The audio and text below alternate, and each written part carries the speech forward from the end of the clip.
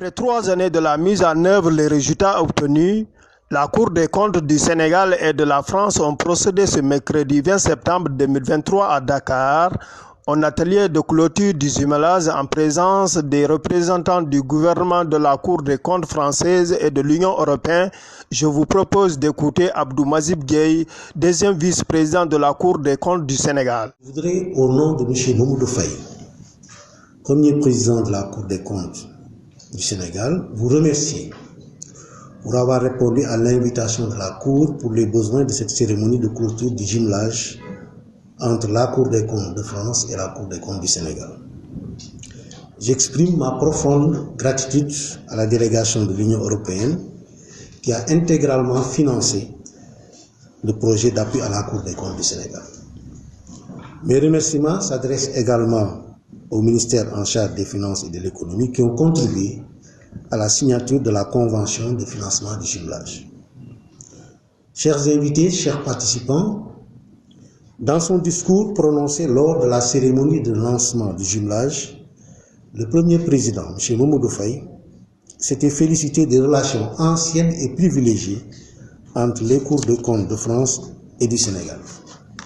Il n'avait pas manqué à cette occasion d'indiquer que ces relations se sont traduites, entre autres, par les nombreuses participations de nos magistrats à des formations et des stages d'imprégnation en France et par la précieuse collaboration au sein de l'Association des institutions supérieures de contrôle ayant en commun l'usage du français, AISCUF, dont le Sénégal assure présentement la présidence.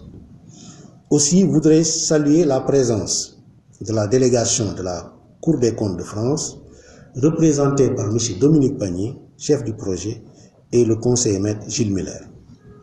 M. Pagny, soyez notre relais auprès de M.